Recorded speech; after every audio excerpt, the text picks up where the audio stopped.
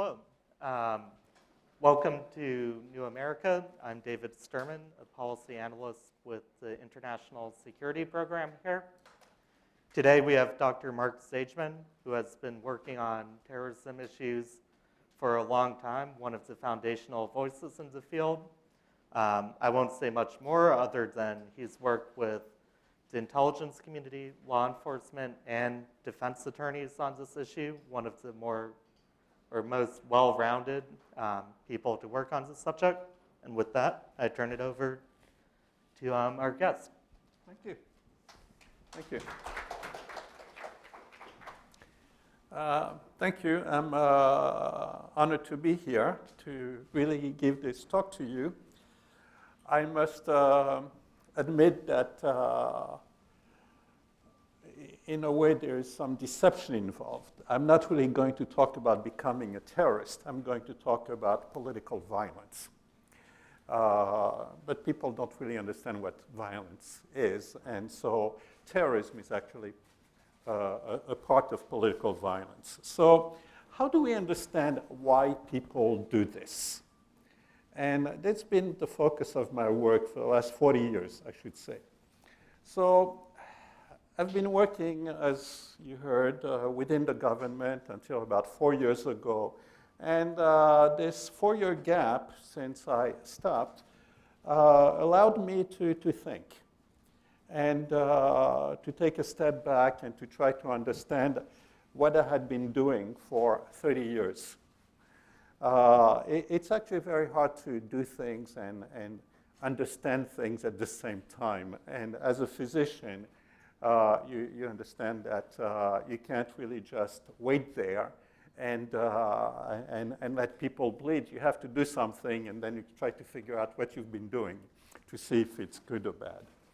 Well, the problem about looking at terrorism and political violence is that very few people and very few scholars have been terrorists.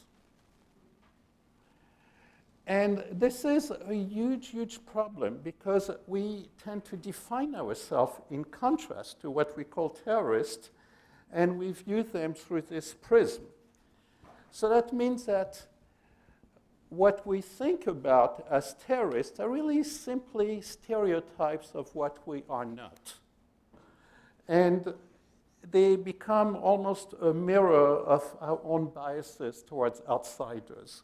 So instead of trying to understand them, we really treat them as outsiders, and we focus on the person and not the context.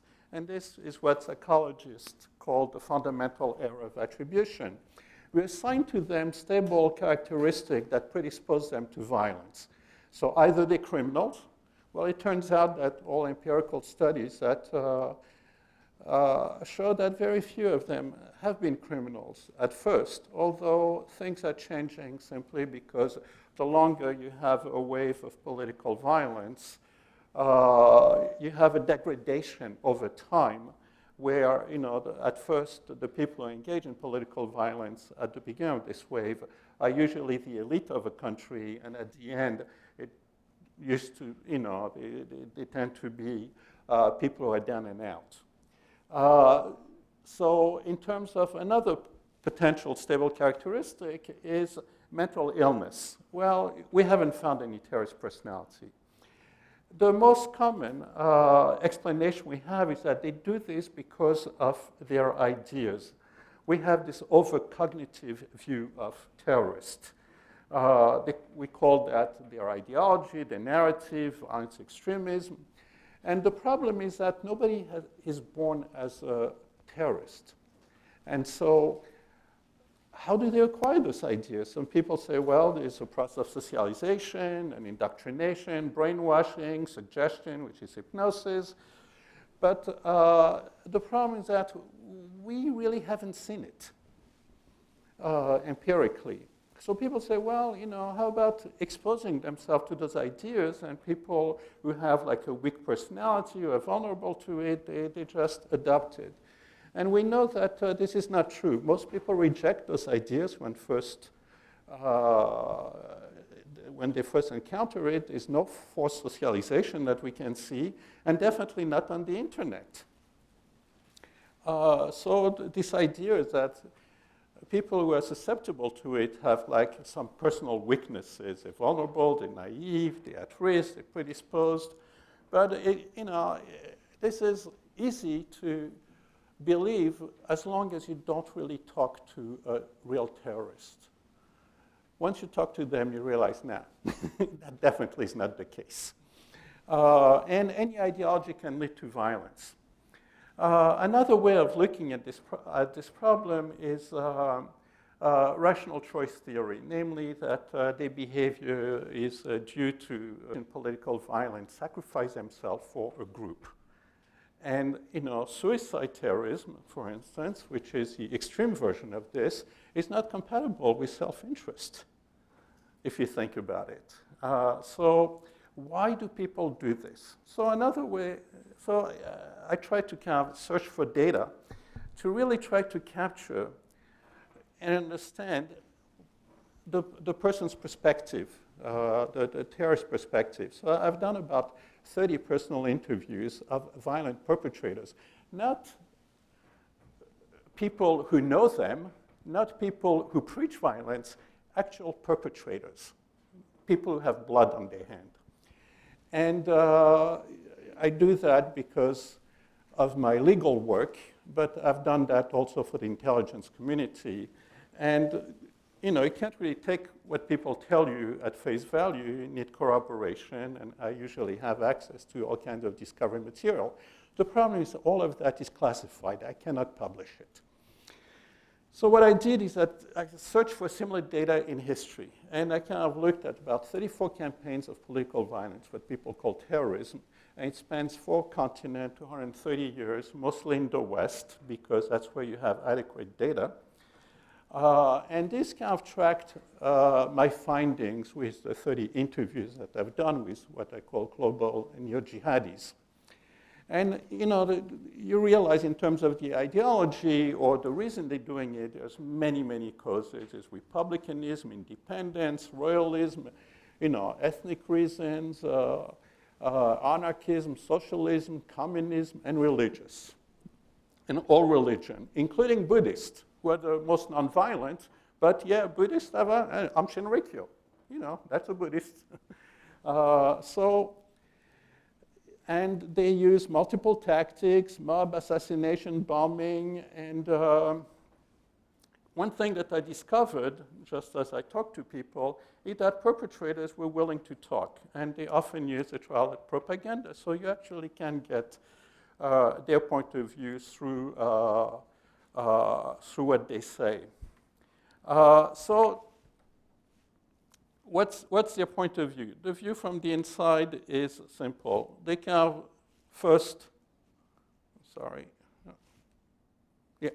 they first blame it on grievances. But, too many people share all those grievances. Very few turn violent. So they blame the circumstance. They just retaliate against, out-group attacks. And so you really kind of get the feeling that their answer is very much contextual. The reason they turn violent is because of their circumstance, the environment, the context. And they interpret this context through the prism of their social identity, who they are. They act out norms, values, meanings, and the various interpretation of their groups about the social world. The internet, of course, exacerbates this phenomenon because it becomes an echo chamber of their own biases. So what you realize is that turning to political violence is not predetermined. Only very few turn violent. Their version of things captured their doubt and their insecurity at the time of their turning violent. They don't really know, they're trying to understand, and nevertheless, they're still very committed. And their answers are very strongly supported by empirical evidence and what we found in the social sciences in the last half century.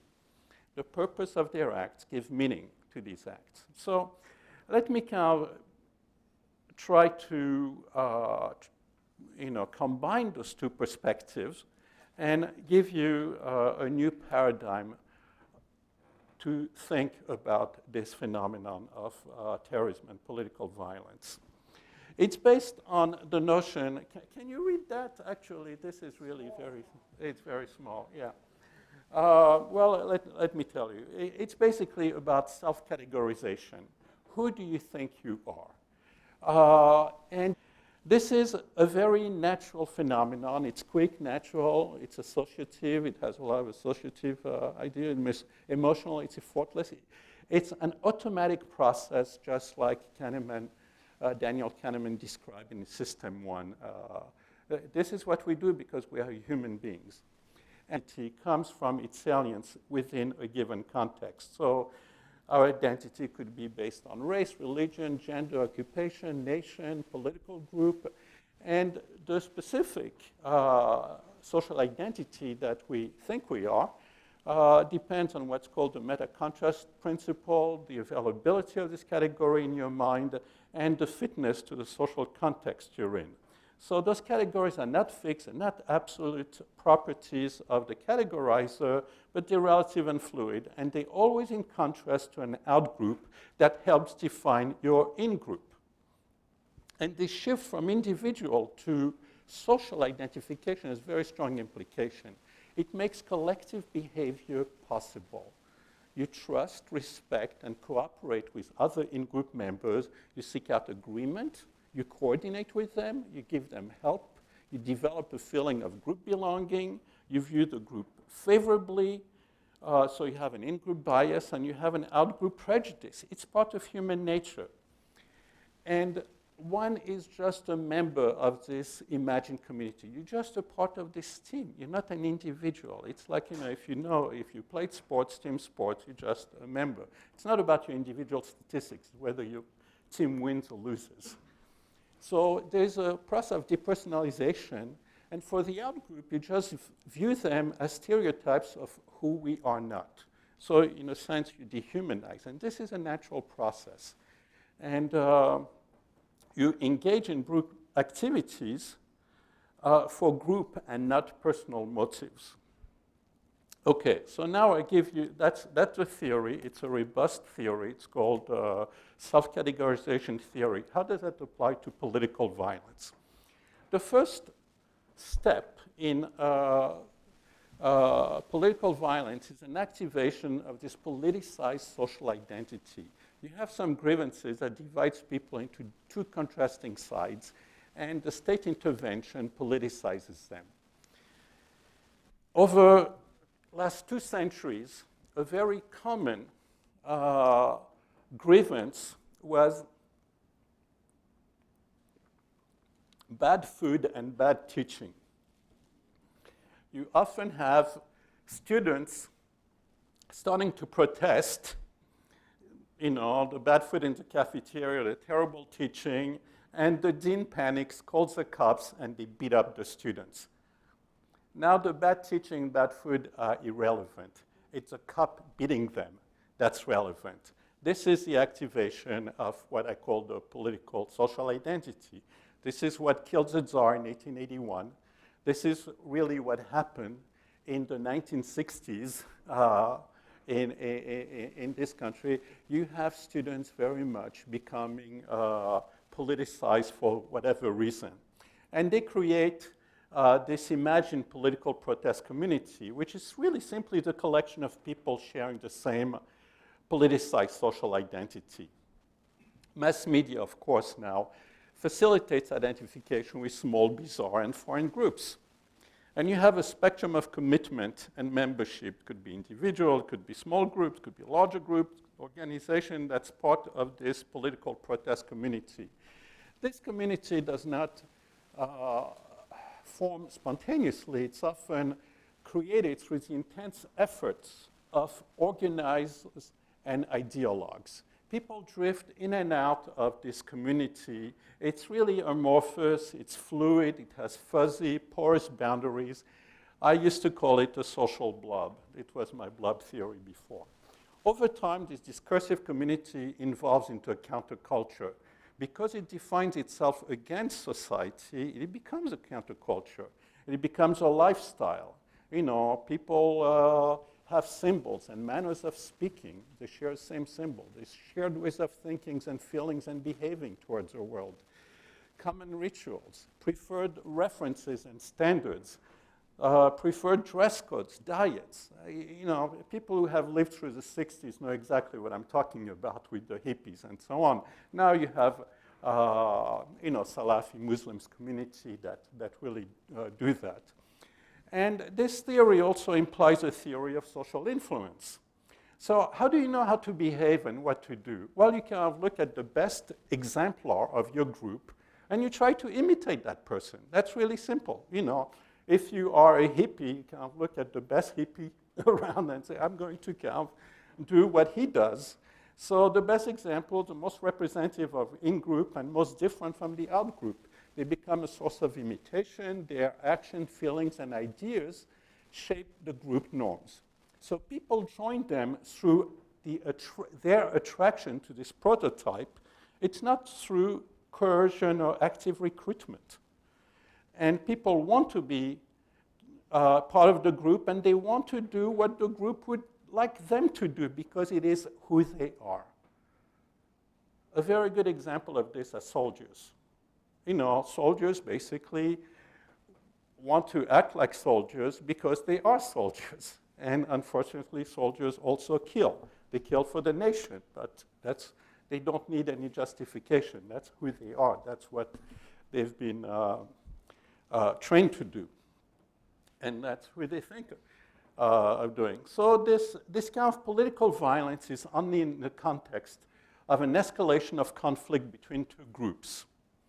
And the study of political violence must analyze this interaction of the two groups. It cannot just focus on one group. You cannot describe a boxing game with just one boxer. You know, the guy kind of waves his arms and then falls down, and you know, nobody really understands. Well, it's because he's been hit by the other guy. You have to describe the other guy. You cannot understand what happened to Al-Qaeda, for instance, without understanding what we did to them. You know, it basically decimated them. You know, there's still a small pocket that exists in Afghanistan and Pakistan and a little bit in Syria. But, you know, it's not the Al-Qaeda of 2001. And it's not because Al-Qaeda decided to fold, in a sense, or disperse. It's because of what we did to them. You have to describe the interaction of the two belligerent group. And so this leads to a self-reflexive definition of terrorism. Terrorism is just the categorization of out-group political violence in domestic peacetime. And now you understand this conundrum that one man's terrorist is another man's freedom fighter. Well, if they're part of your group, they are freedom fighters. If they're part of the other group, they are terrorists. It's the same people. You know, you cannot define them outside of who does the defining. And the state contributes to the emergence of violence, and that's missing from the literature because scholars identify with the state. And so they tend to overlook their own contribution to this conflict. And as any group conflict escalates, you have a shift to the extremity. More militant people within the in-group become prototyped. They're seen as more representative. They generate group norms, and the group becomes more militant. They ignore their own group violence and blame it all on the out-group. It's unprovoked attacks. Well, no, it was always between the two. People say, oh, well, 9/11 was unprovoked. No, it wasn't. There was already about 10 years of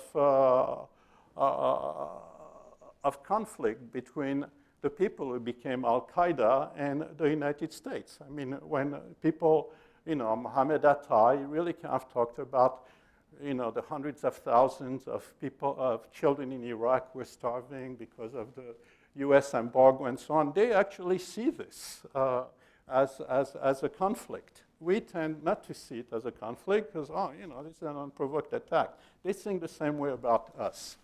So each group believes that the most extremist out-group voice is the most representative of that out-group. They ignore their own extremist speech and just, they can't say, oh, look at that. This is just the out-group. There's the most essentialist, fanatic, and we have to exterminate them. No, I mean, any group has really a continuum of voices in it, and you cannot ignore the out-group majority moderate voices. So you have a rhetorical escalation also between the two groups. It's called cumulative radicalization of discourse. You start, if you use extreme concepts such as war metaphors, well, that often leads to extreme solution, and that decreases threshold of violence. The point here, it's not the violent ideology per se, but the violence and extremeness of the speech that's important. And that's really one of the key elements. And of course, all of this is egged on by social media, which is not conducive to thoughtful, calm analysis to solve any problems. So that's one condition, the first condition under which people who have a politicized social identity become violent. The second condition is,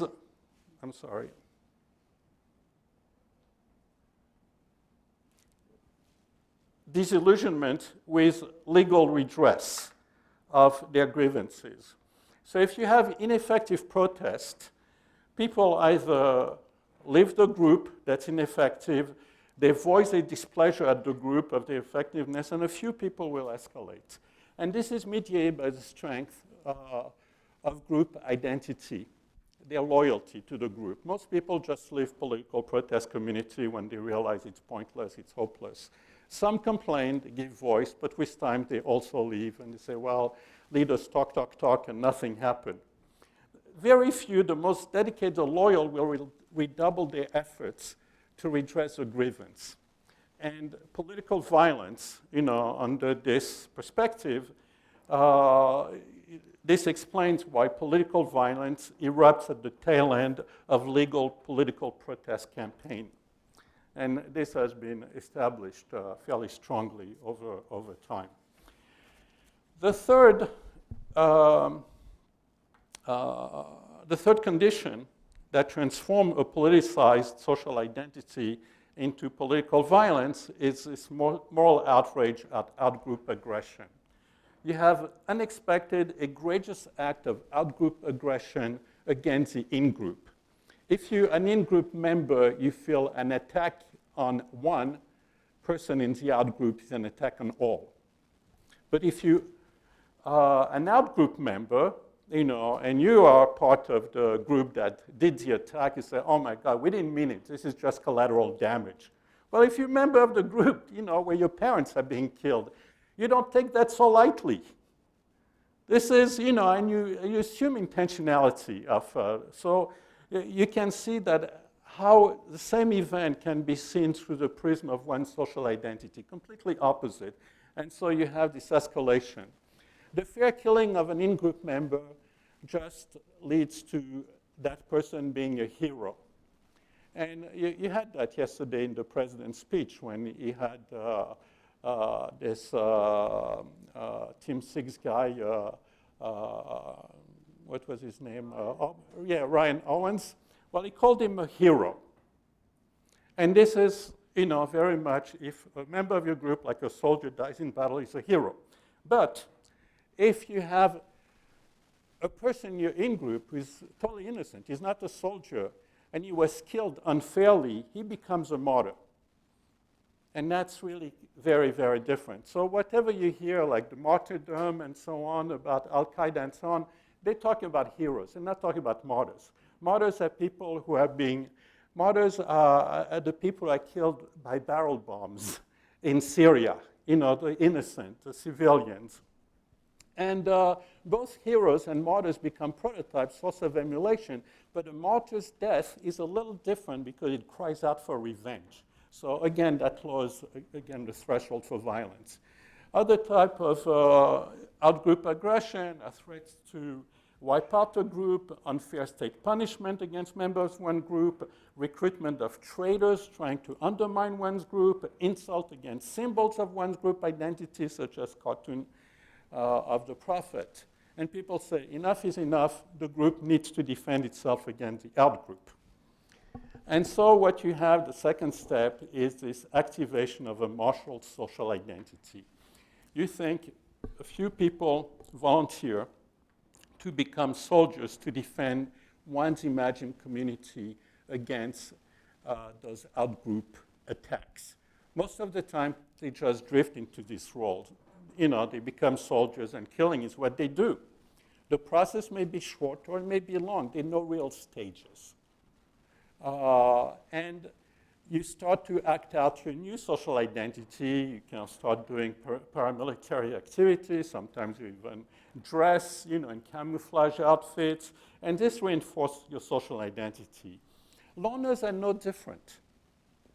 They are part of this larger imagined community, social community, and they don't warrant a special label. Remember, it's an imagined community. You don't really need face-to-face links to them.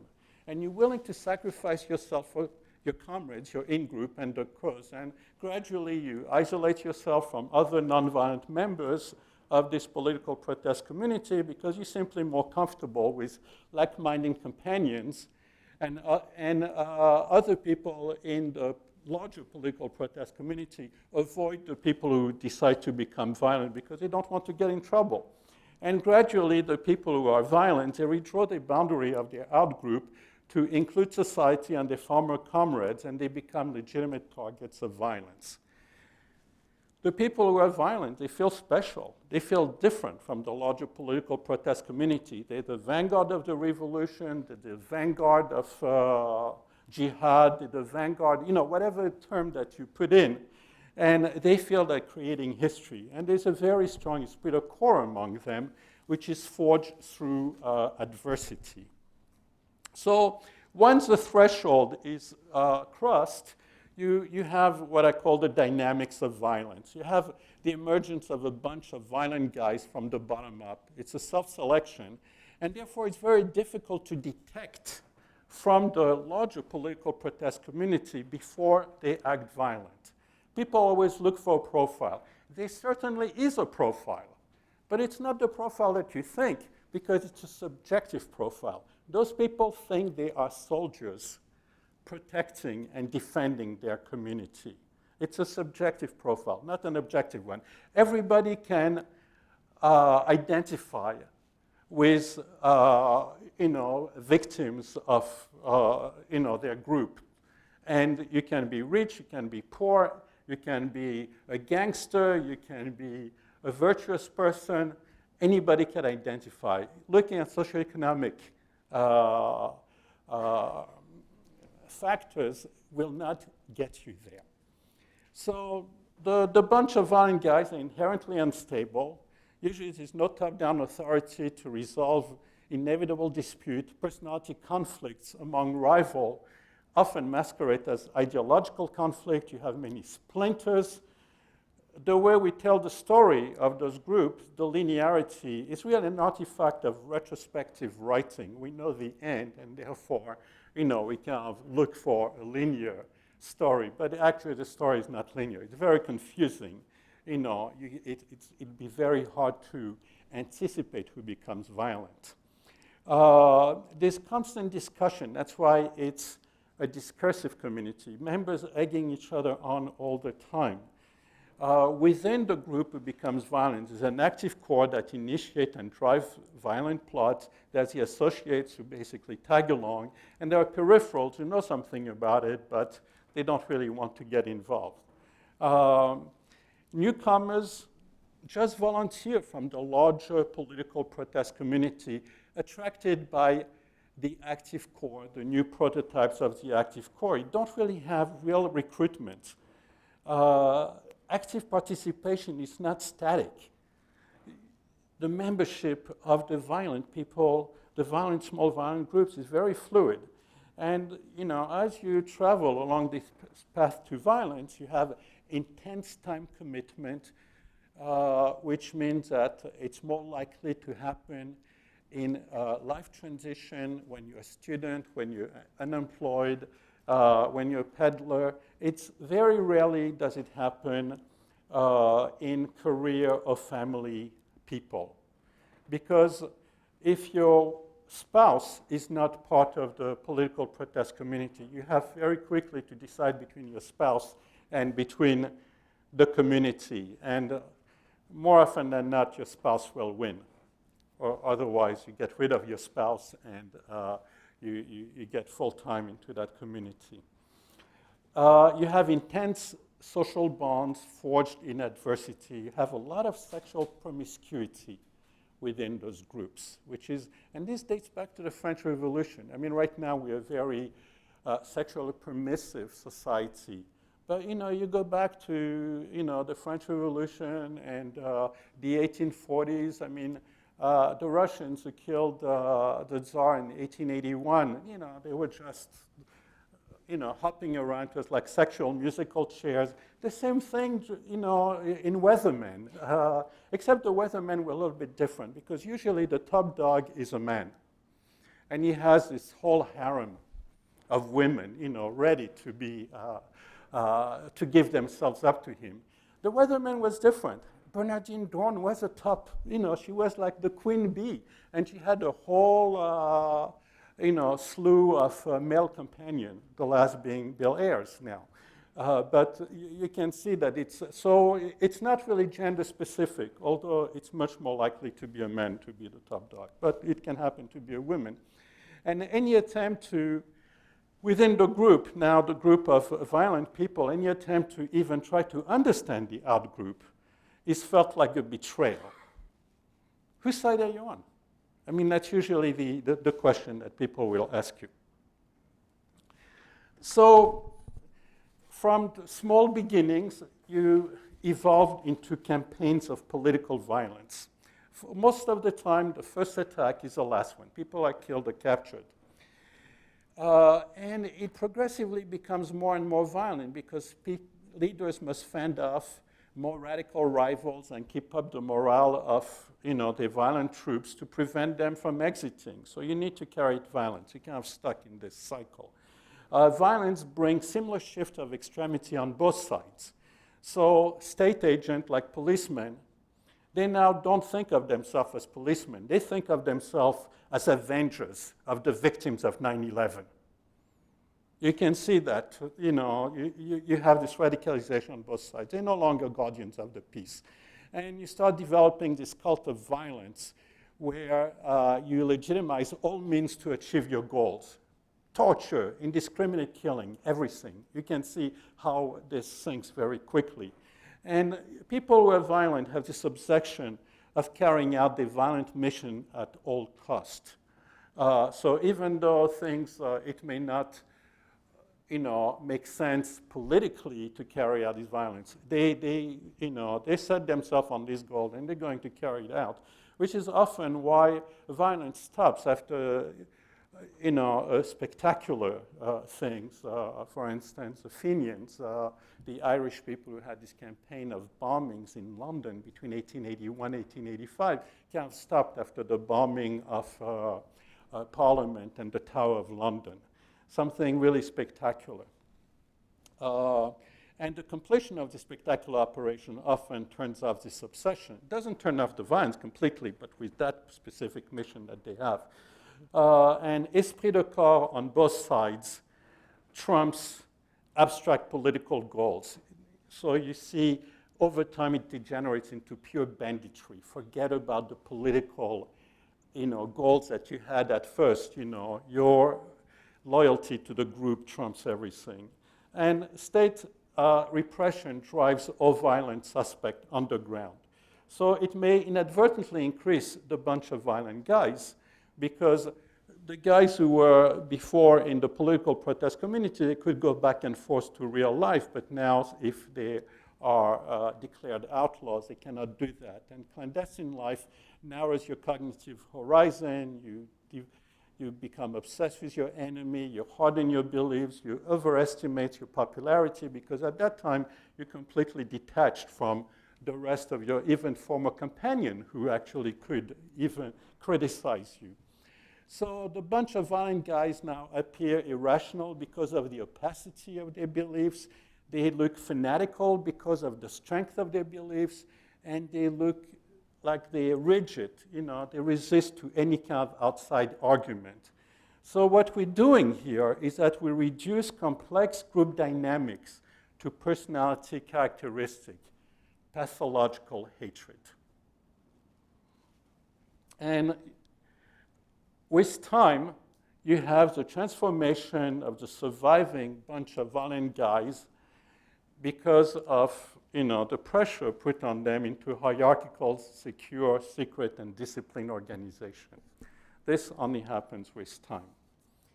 So basically what I've told you is really a new paradigm to think about this political violence. It's a comprehensive theory of political violence. You have the activation of a politicized social identity, which becomes this imagined political protest community. It's still nonviolent, but under the three conditions I enumerated, namely the escalation of conflict with the states, including the cumulative radicalization of discourse, the extreme speech, not the ideology. Second, the disillusionment with legal means of redress, and precipitated by moral outrage at perceived egregious out-group aggression, leads a few to activate in themselves, think of themselves as soldiers, a martial social identity to protect their endangered community, which then leads to violence. This model has very strong support from the 34 campaigns of political violence that I've looked at, with maybe two exceptions. That's because there were cults that became violent, like Shinrikyo and the Rajneeshis, which is kind of very interesting. In political violence, identity trumps ideology and self-interest. You'd have no violent radicalization without identification. Political violence is first and foremost political. I'm going back and forth to France, talking with French scholars, French government officials, and so on. And they tend to look at this political violence as a psychological phenomenon. So if they actually talk to those guys, they have social workers, they have, and it's like, no, there's no criminal, psychological, ideological predisposition. It's a political act. You have to face it as a political, in its political dimension. They never want to talk about that. Governments don't want to talk about that. There's a paradox in political violence, because even though originally the violence is to protect your community and to bring attention to the grievances, namely the state killing your community, the audience pays no attention to the purpose of the violence. It only focuses on the violence. It focuses exclusively. So you become decontextualized. And then people say, well, I can't understand them. Why do they do that? And unfortunately, what I'm trying to tell you, that political violence is a consequence of human nature. It's not an aberration. And it requires constant vigilance to prevent our natural tendency to divide the world into us and them, which is a natural tendency, from escalating into conflict and violence. So let me finish by telling you what that means in the present context of Al-Qaeda, Daesh, and also in terms of our counter-insurgency strategy. The imagined political protest community, the Ummah, is the Ummah, they call the Ummah, the community of Muslims, except that the neo-jihadis really think that only they are the true Muslims, and they claim to represent this community. And so if you understand that this is an imagined community, which is very real, it could be imagined, but it's not imaginary. There is a very strong nuance between those two words. It's a real community, but they imagine themselves to be part of this Ummah. So we can destroy Al-Qaeda, we can destroy Daesh, which is called ISIS, ISIL, I don't know. I mean, the government changes, they change the names. It used to be ISIL, now it's ISIS, whatever. The Arabs call it Daesh, from the initial in Arabic. So it could be shrinking, but people identifying with them in the West may actually expand as they see people in their community being killed abroad. You still identify with them. So bombing Daesh abroad may actually increase homegrown terrorism. It may eliminate Daesh and its directed attack against the West, but you have local members in the West who are unattached to Daesh, who are outraged by the Western state action abroad and may decide to actually carry out terrorist operations at home on behalf of Daesh, which is exactly what's been happening in this country in the last 2 years. CVE, what the government likes to do, which is countering the violent extremism, which is countering the narrative of Daesh. The Daesh narrative is very simple. Al-Qaeda, it's make Islam great again. There's no more than that. They still think it's really right after the death of the Prophet, Islam expanded to cover much of the known world. That's what they want. They want to make it great again, this nostalgia. So the news and whatever we tell them is interpreted through the prism of the social identity, and they reject what Western government tell them. Oh no, this is not Islam. So what do you know? You're not Muslim, basically. And it's pointless to do that against targeted outgroups. What it does is that it reinforces your own in-group prejudice against the outgroup. You think that they do it because of this ideology, this narrative, and so you can see how it reinforces your own biases, but it doesn't do anything about the other guy because he's rejecting whatever you tell him because he thinks you're the enemy. Loners are physical loners, but they're part of this ummah. There's no need for a direct link between Al-Qaeda, Daesh, or domestic terrorists, or a link to a domestic terrorist organization. In the US, we have no link. We have, right before they decide to carry out things, they often tweet, a bayat, which is allegiance to Daesh, which happened in San Bernardino, it happened in Orlando, and it happened in Garland, Texas.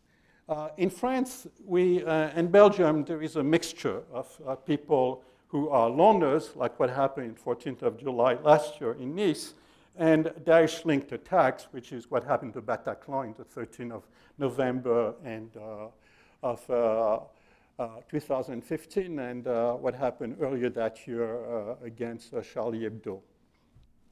This also has a very strong implication of the counter-insurgency doctrine of the army. It does not work.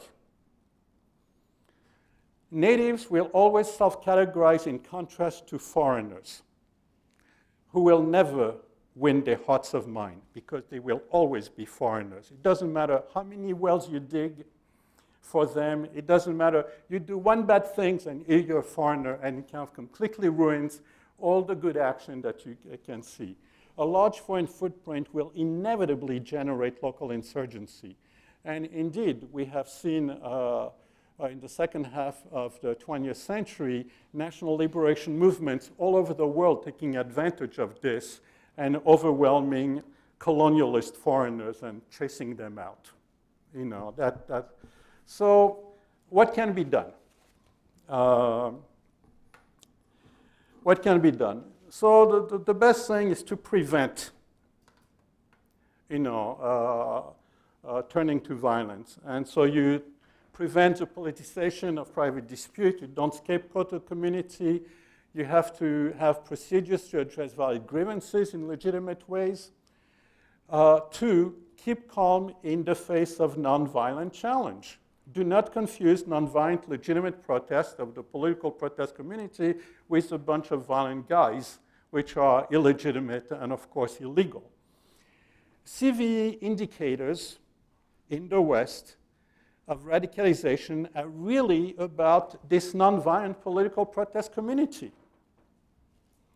And if you think that you have a good indicator, you need to conduct a scientific Bayesian analysis of the validity. What the sensitivity of this indicator, what the specificity of this indicator. Without that, you're just really striking blindly. You do have to punishing nonviolent political protesters will turn them violent. So in a sense, you're kind of making the problems worse by indiscriminately repressing challengers. And do not escalate your tone of speech, vilify challengers, you don't use war metaphors. This really kind of restrains the realm of possibility to solve this problem. You only will lead to extreme solutions. We'll bomb them, we don't bomb them. That's it, you know, that's what you're left with. No, I mean, you have to be a little bit more creative to really understand what's going on and to be able to do something about it. You have to engage the challengers in political arena, at least, you know, listen to their grievance, negotiate if appropriate. You cannot always do that. And you cannot carry out egregious aggression against challengers. You have to have fairness, no excessive force in dealing with them. And this really, you have to train your own police force, which protects society against internal discord. You have to have a very disciplined and trained police, especially crowd control. Most of the time that I see this deviation and this degradation into violence, it's because people were demonstrating peacefully, the police shot into the crowd, and then some people in the crowd say, I'm going to take my revenge, and started this kind of violence. And you have to hold, therefore, the police accountable for the brutalities through transparent procedures. Okay, so this is prevention, but what do we do after the violence breaks out? What you do is repression with fairness and justice. If you have a foreign threat, contain it abroad, and you have fair repression at home of the people who are violent, not the whole political protest community. Do not conflate multiple local conflicts and threats into a coordinated global one. We always do that. Before, at the time of the French Revolution, people thought that the Illuminati were trying to transform all of Europe in the early 19th century. In the late 19th century, they thought that they had an anarchist, central organization, a Comintern, directing anarchist attack everywhere in the world. The communists had more than that, but it wasn't as, advanced as Claire Sterling claimed in the early 1980s. So you cannot conflate multiple local threats into a coordinated global one. Outrages abroad may stimulate retaliation of homegrown violence, at home, because people identify with those victims abroad, and this especially with the internet and with mass communication now. So what happens if the violence actually breaks out in your own country? An enlightened state strategy of breaking the cycle of violence with justice and fairness is really the only way. Well, it's not the only way. If the number of people are so small, you can kill them all, in the political protest community. But if the political protest community is too large, if you start killing them, you're going to have a real problem on your hand. So you have to isolate and remove the bunch of violent guys from the political protest community. And indeed, the political protest community very often disavows a bunch of violent guys. This is one of the most effective way of stopping a wave of violence. This is really what happened, during the anarchist wave of violence in France in 1890s, and really very much what happened in the 1970s in the leftist violence in the country. People say, no, we went too far. And so they were criticizing people who were violent, whether it was the Weathermen or the bombing of Army meth at the University of Wisconsin in August of 1970. You need to have fair police conduct, no brutality and unfair profiling. A bunch of violent guy profile is subjective. It's just a martial social identity. No sting operation.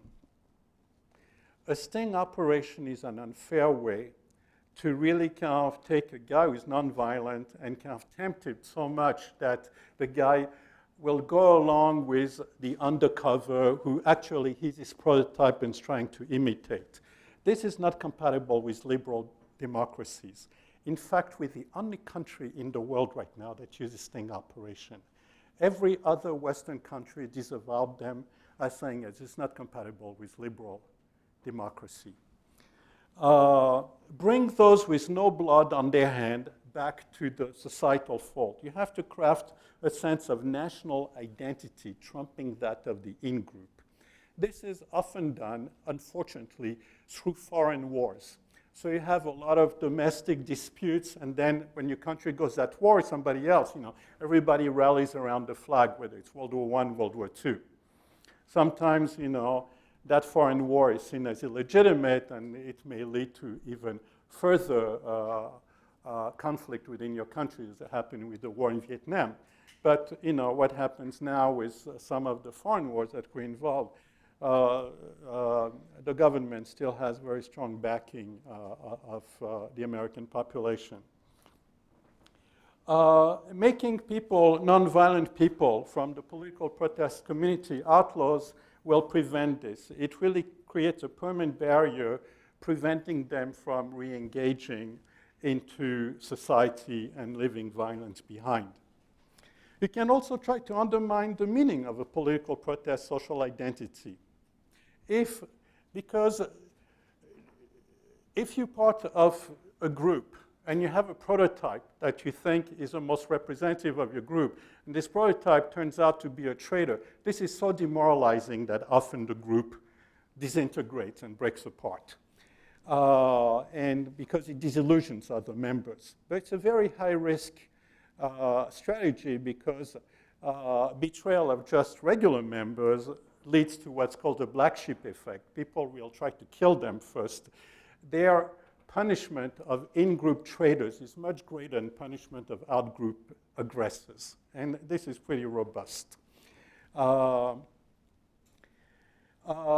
you have to resist gratuitous self-promotion like the FBI and Department of Justice does all the time when they arrest, a guy who they've convinced to carry out an attack through a sting operation. This is, heralded as a great victory against Al-Qaeda. It's nonsense. It's a little loser who's often a teenager, who's a moron, and very often is psychologically impaired because I've interviewed quite a few of them. And you have two FBI undercover, one or two, that kind of try to convince this guy, browbeat him to, we have to do this because, and you can see that from the transcripts of their communication because, of course, they are recorded to display at trial. Heralding major arrest as a major victory leads to public hysteria, which we still have in this country, about a threat that's really minimal, at least. You have to have a return to justice. Laws and procedures must be fair. There is a difference between justice and laws. Many laws are unjust. And people know that and understand that. Just like sting operations, which are, which is based on predisposition, which is nonsense, as I tried to kind of argue. So you need to have impartial and transparent procedural justice with reasonable punishment. You have to have, very strong vigilance about biased prosecutors because their notion is that they get promoted with a win at all costs. Forget about justice. This is about winning for your own group. As I said again, it's about who you think you are. And judges, who of course are partial to the prosecution because judges are still members of society and they identify against terrorists and therefore are prejudiced against. I don't think that the special terrorist enhancement in sentencing is helpful. But the point here is that the above measures that I've just outlined are the essence of a Western liberal democracy. And that's it. I'm open to questions. Thank you. Thanks. Before we turn it over to you all, I have a few questions for you. First, you spoke about this foundational question of how big is the political community that distinguishes the ability to pursue an alternative strategy to the one you advocate of either killing or arresting the entire community. Right now, there's discussion of what I presume you view as one of the more extreme ends of that, designating the Muslim Brotherhood. So I'm wondering if you could comment on that, but also comment on where you see the political community that's being targeted or is relevant to jihadist terrorism in a couple of other contexts that maybe aren't as clear. Is the community in Europe too big to eliminate except through this strategy? And then perhaps more interestingly, can the United States, given the size of our terrorism problem, pursue now a strategy of arrest everyone and not embrace this? And could we have pursued that after 9/11, but not now?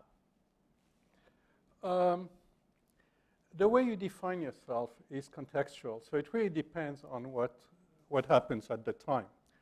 If the U.S. government, bombs Muslims all over the world, you're going to have an extremely large American Muslim community against the government. If we refrain from doing this, well, it will shrink.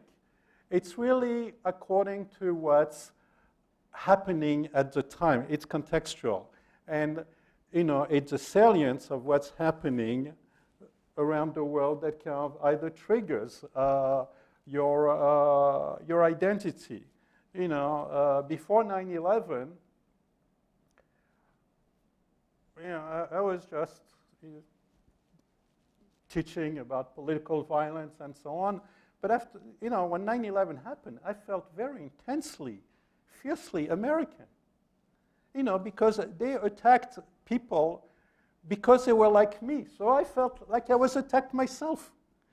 And I'm using this analogy to say that the answer to your question is impossible to answer because it depends on the context. So any given day I can give you perhaps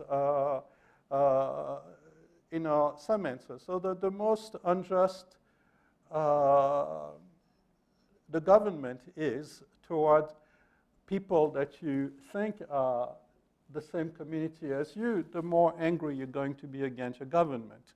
The more just your government will be, the less that will matter to you, and you will be a good husband and father to your kids, because it would not be relevant.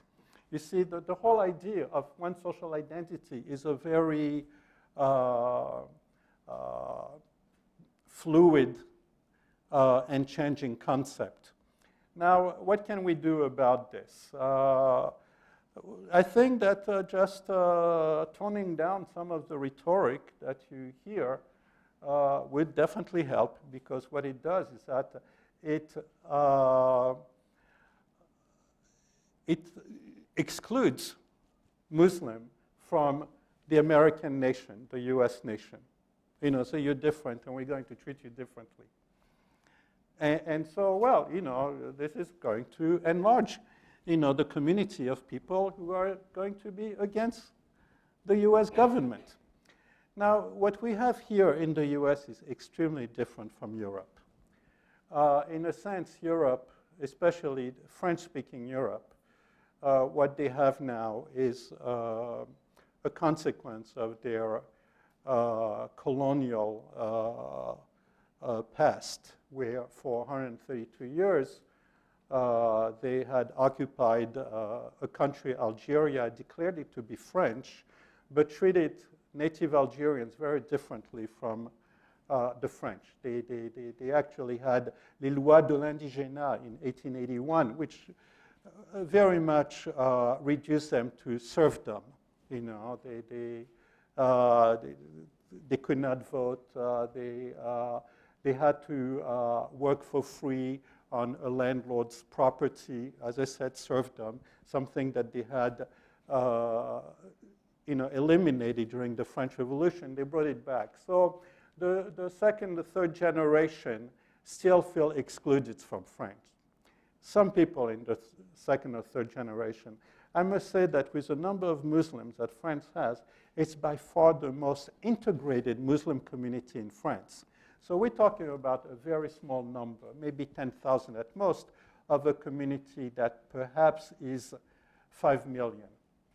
So you're talking about very, very small numbers, but those numbers are much, much larger than what we have in this country, where we don't even know what the size of a Muslim community, maybe between 2 and 3 million, as most people estimate, but the size of those fairly extremist Muslim. By extremists, I mean people who kind of interact with each other on, who follow each other on Twitter, on Instagram, on various social media, and kind of develop this kind of imagined community without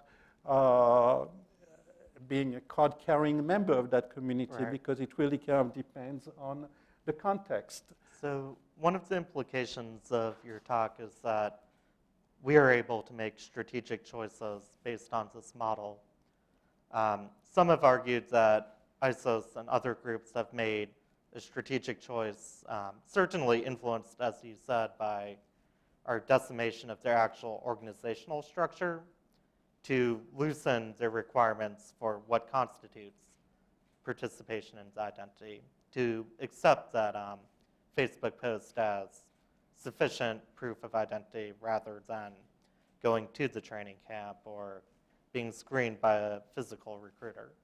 I'm wondering if you think that poses challenges for your data's exclusion of people who you categorize as simply mentally off or not part of the political community, if the barrier to entry to become part of the political community is rapidly declining, either for technological or strategic choice reasons. Well, there's no barrier to entering an imagined community, just who you think you are. You know, you don't have to pay a membership fee. You don't have to do things. It really depends on who you think you are. And the way to kind of look at this is to really have a historical view of things. You know, there were a lot of foreign fighters throughout history. Some of them, we glorified them. Marquis de Lafayette, foreign fighter, big jihadi right now. Kosciuszko, again, foreign fighter from Poland, again, identified as a great hero for us. And then you had foreign legions, like the French army, which won our independence. I mean, it wasn't Washington's militia who won the independence. Yorktown was fought by the French. The Navy was a French Navy that blockaded the British Navy from trying to bring them food and supplies. So that you can see that foreign fighter.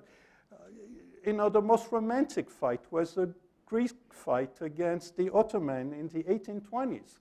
Lord Byron and so on. I mean, this is, then we had the Lincoln Brigade, that kind of went, but you had tens of thousands of French people who went to Spain being killed by the Franco's regime. So you can see that when they come back, they weren't violent. They weren't necessarily violent.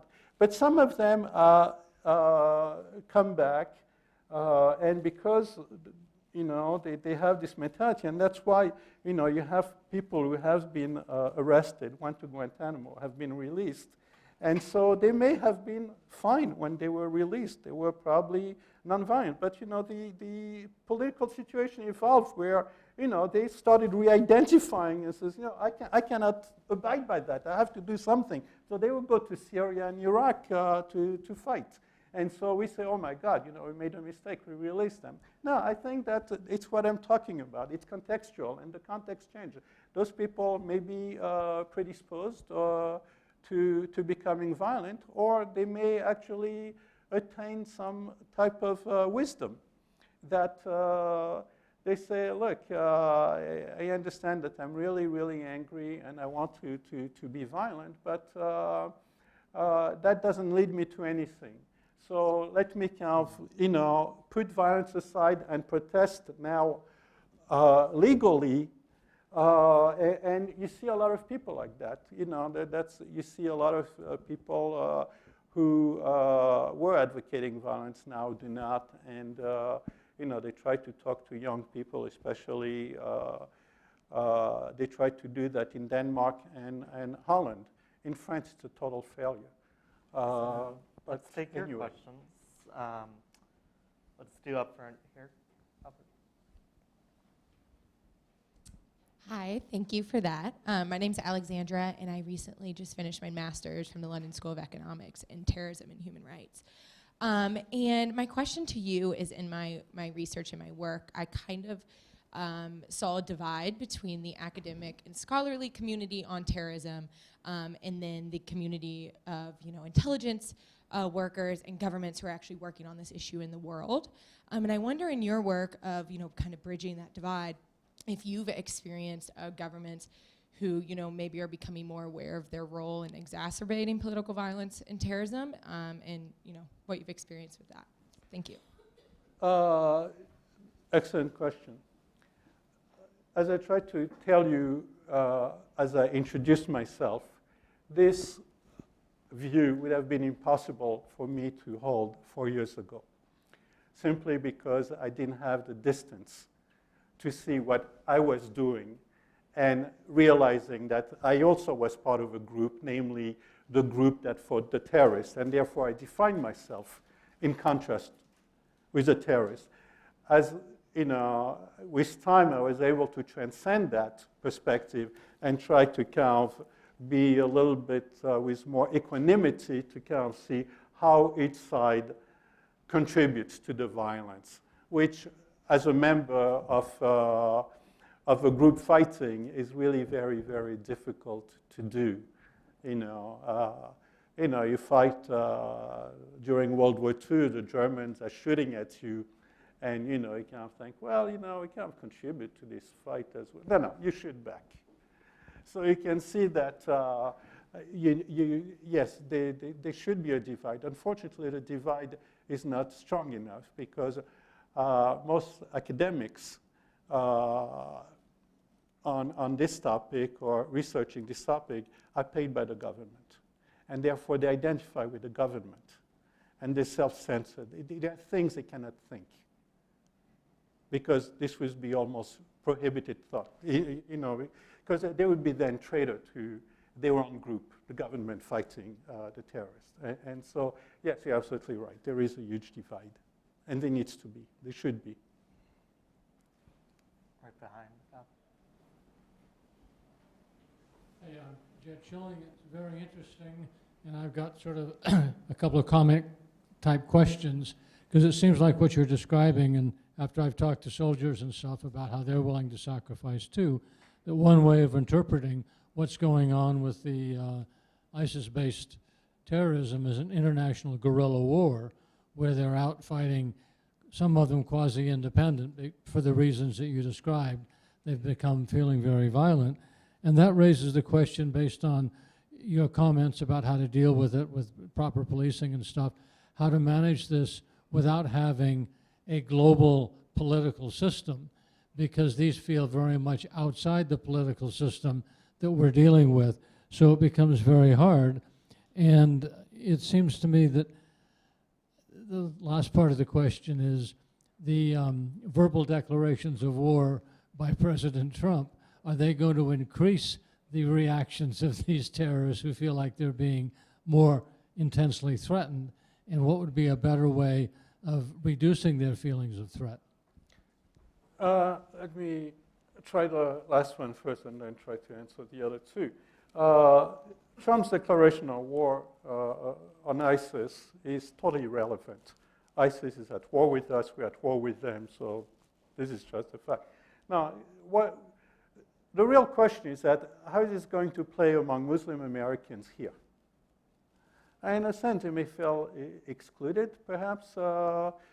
Just declaring war on ISIS will have no effect on them. It's,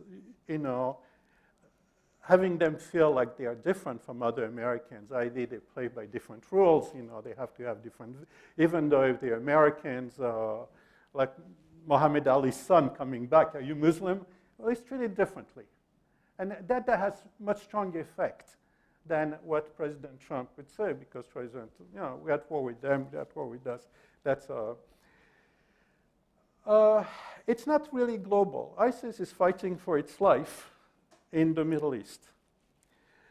A very small part of ISIS is interested in international operation. Most of them are French because, or French speakers, Belgian, Tunisians, simply because of the numbers. And they kind of got together in French-speaking katibas,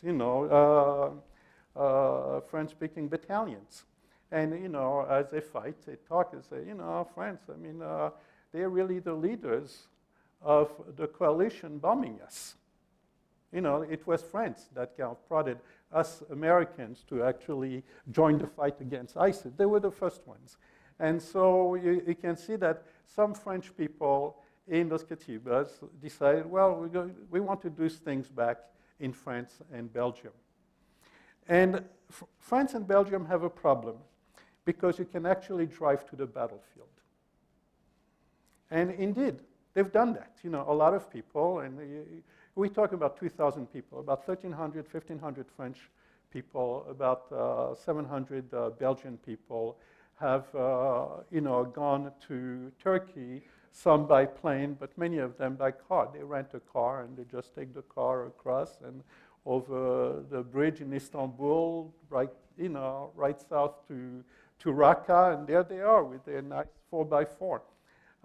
So France and Belgium, Europe has a much greater problem because of this potential of going back and forth. It really has diminished tremendously in the last 2 years, I must say.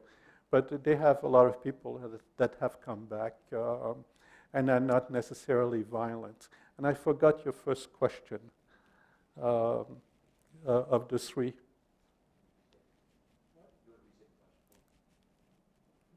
Which question? The first one, your first comment.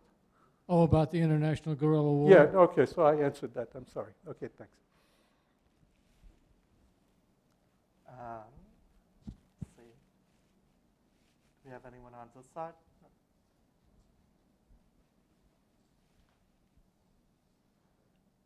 Thanks. Just drawing on your experience as a CIA field officer, the U.S., through the CIA, funded alongside the ISI, the Afghan Mujahideen. There were foreign fighters there. There was a disposal problem afterwards in the 90s. People went back to their home countries with CIA and ISI hunter-killer training, and there was, terrorism. What do you think of the CIA's programs to arm allies, to arm proxy groups in Syria? Similar programs were seen in Libya. We've seen destabilization around Libya as the result of arms flooding in. And the U.S. allies, Turkey, Qatar, and Saudi Arabia, are also funding these rebel groups. Looking forward and drawing on your own experience in Afghanistan, what do you see happening there? Do you forecast a disposal problem as a result of our own policies carried out specifically through Operation Timber Sycamore? The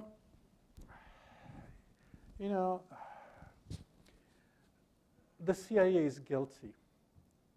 And the CIA is guilty not of supporting the foreign fighters in Afghanistan, because they never did that, nor did ISI. But they're guilty of keeping secrets. And therefore, there's never been a good history of the Afghan-Soviet war of the 1980s. None. I mean, you have like segments of histories, you have some kind of memories, you have some journalists who kind of Italian and French journalists who try to kind of describe the war, but you really don't have anymore. And it would be a great service to declassify some of those cables that were sent from the field back and forth. And you'll see that there was absolutely no contact between non-Afghans and the CIA. Now, did the ISI fund the Afghan Arabs? No, they did not. We kept very, very close surveillance of what the ISI did because we didn't trust them. You know, with that type of money and those type of weapons, we wanted to make sure that they went to whoever they were supposed to go. Now, ISI had a bias. I mean, they loved Gulbuddin Hekmatyar. We did not, except for maybe for my boss, although now he denies it. That's Milk Bearden.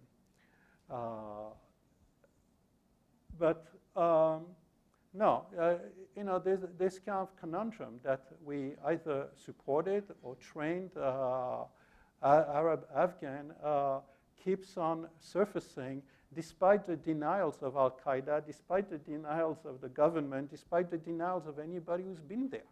But still, it's good press, and you know, it's a type of you know, news that that seems to be popular simply because you know, a bunch of guys could not possibly have done 9/11. Well, they did. So the point is that this was not, you know, CIA trained, CIA supported people in up to 1991, which is when our support stopped for the Afghans.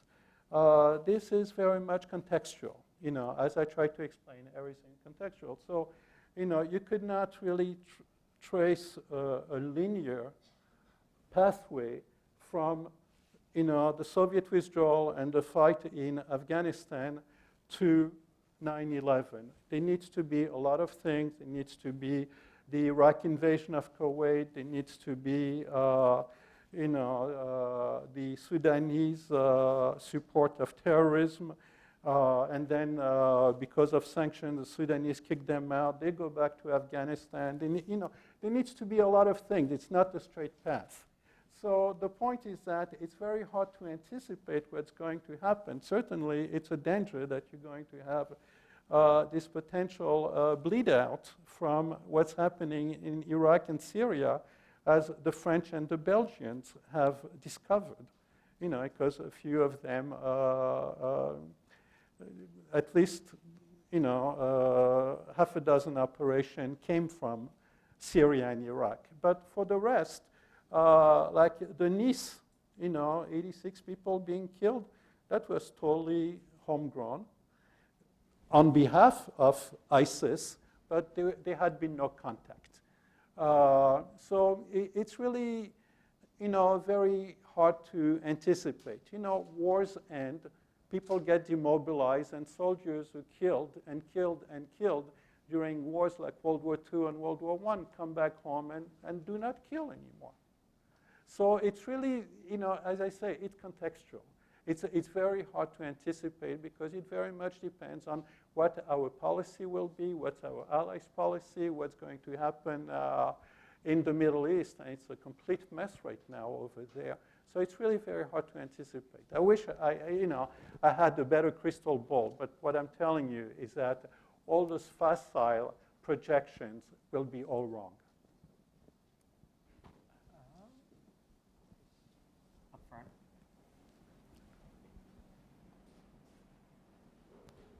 More of a general question. Yeah, a bit more of a general question. From your data, do you see any distinguishing characteristics in civil wars, intranation, as opposed to some of the rest of the discussion? Well, civil wars are basically just an example of this. You know, it's, if you looked at my slides on campaigns of violence, it could actually grow into a civil war. And we've had that happening. For instance, the Algerian War was actually a civil war. And so you started from a campaign of violence to 10 million people thinking that they were no longer French because the French were killing them, even though the French said, well, you really are French, but they called them Français musulmans d'Algérie, which is not just, they're not just Français. That would be okay, but when you start putting adjectives, that means you're really not like us. And so, no, you can have, it's the same process. You just have people on either side, they volunteer to become soldiers, people who then volunteer to join the army are real soldiers with uniform, they're trained by the government, but on the other side, they also think that the soldiers, they may not have the same training, but it's very similar process, and they all, kind of hate each other and decide to kill each other.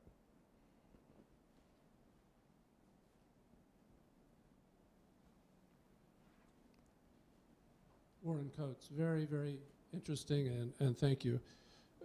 Is the extent to which Islam as a ideological or religious basis for the appeal important or not important? We've had this strange political debate about whether to call them radical Islamist terrorists or whatever. It would seem to have a lot of implications for how to deal with them or approach them, encouraging an Islamic reformation, for example, to sort of isolate the more conservative interpretations. From what you said, that all seems to be rather not very important. It's not. I mean, to the point that Islam constitutes part of one's identity, it is important to a person. So, for instance, you're a non-Muslim. You have friends, you're attracted to what they do. There's something nice about this communal feeling that Islam has, much more than other religion. I mean, you're supposed to pray together. I mean, Jews have that. You have to have a minyan, and some evangelical fundamentalist Christian communities also have this kind of communal thing. But some people may be very attractive to this communal, so they decide to become Muslim. So because they made the effort, Islam becomes important to them. And when they see some of their co-religionists being killed, and nobody cares in the West. You talk about hundreds of thousands, about Assad's barrel bombs and so on. They say, but nobody's doing anything. This is why you have so many converts, a disproportional amount of converts, because Islam is important to them. They identify with other Muslims. They identify with the victims of this conflict, and therefore, because Islam is more important, they decide in disproportionate numbers to join. Most Muslims don't care. Most Muslims are just, I'm a father, I'm trying to make ends meet, and, I was just born Muslim, I happen to be Muslim, maybe I go to the mosque once a week on Friday, or it's not as important because, but the guy who made an effort, that's important to him. And I think that in that sense, Islam may predispose you to identify with victims that you see the outrage and say, I cannot stand by. I have to do something to defend them. So that's really the only element of Islam that's really kind of important. It's not really so much, and almost any Muslim. It's not just Salafi that kind of feel that way. The Salafis are kind of reverts, and so Islam is important to them. It could be like just converts. But the Afghans were not Salafi. The Pakistanis were not Salafi. Most people from Saddam Hussein's army that joined ISIS were not really Salafi. So you can see it's not just a version of Islam and whether there's going to be some reformation. No, Islam was born with Reformation because there is no one united church of Islam. There's not one pope. There's not, the Reformation was really a rebellion against the pope. And so Islam doesn't need that because it's really fairly decentralized from the beginning. And so you don't really need that type of Reformation. But, in terms of treating them differently from American citizen, that could have an impact. But Islam itself, no, I don't think that. For ISIS in the beginning, at least, they seem to make a great deal out of reestablishing physically the caliphate. That's very Islamist based. I mean, was that not important actually in attracting people? No, what attracted people were really kind of the tweeters of some Tunisians who were kicked out of Tunisia, French-speaking Tunisian, who kind of then posted on Facebook and Twitters, here I am, I have a big house, I have a 4x4, this is my Kalashnikov, I'm really cool. And, and people living in the banlieue of Paris and Molenbeek and saying that, and they're second-class citizens, they have no job, they're unemployed, the Hittists, as they call them, which hit is a wall in Arabic, so they kind of just hold the wall, and boy, that's attractive, so they come because they thought that was a utopia. Most of those guys are not intellectual, they don't understand what people tell them in terms of this is caliphate and so on. I mean, they mouth the words, but you're not dealing with intellectual. This wave of terrorism, it's not like the 9/11 guys where, the pilots were, graduate students from Hamburg, and therefore more likely to respond to intellectual argument. These guys are not. They didn't even make it to 8th grade, most of them.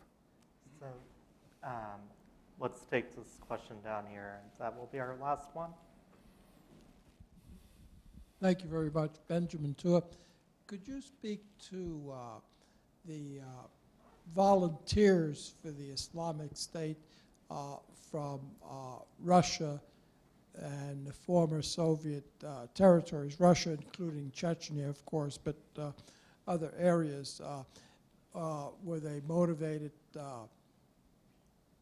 by religious sense, some other reasons? And apparently the numbers are quite large. There are apparently units that are Russian-speaking and ISIS and so on.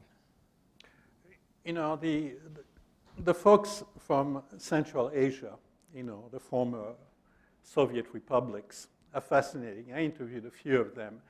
And to them, it's really regaining their traditional identity that was completely eliminated by the Soviets. And, they feel very proud. They usually come from a very warrior-like tribe. And there's a great pride about, their past. And, they feel completely persecuted by, for instance, Azimov, who was the Uzbek president, and, all those guys, they're just tyrannies out there. They slaughter their people, and they're afraid of Islam, so they try to repress Islam. So those guys, they define themselves against us, in contrast to all the state that persecutes them. And, to them, they're part of this Ummah. That's their identity. And the Ummah is being attacked in Iraq and Syria. They go there to defend it. They feel closer to those guys than they do to people of their own central states of Asia. Well, do you have any concluding remarks? No, I have no conclusion. I can take one more. I just want to follow up on the previous question, because in much of your discussion, you talked about the political objective, not political violence, but political differences of views leading to the violence and things like that. But what came out very clear, and should have been clear before, is much of ISIS and stuff is much more religious-based, religion freedom or right to have their religion based, than it is political in the conventional sense political. Do you view these as still being very political differences, or are they fundamentally a problem of religious differences? Because if you look at the history of Christianity, you had these kind of differences among different Christian groups leading to terrorist kinds of activities too. My definition of political is the original definition of political. It deals with the polis, the community. And so anything attacking your community is political if you want to defend your community. That's political. Whether your community is identified on a religious basis or on an ethnic base or an occupational base, it does not matter to me. So That's political. in the sense that That's correct, because it's a community. Anything that has to do with a community that's in danger, trying to defend itself, is political too, in my sense of the word political. Yes. So with that, I'd like to thank Dr. Sageman. His book, Misunderstanding Terrorism, is outside, and I'm sure he'd be happy to sign any copies you may have. Okay.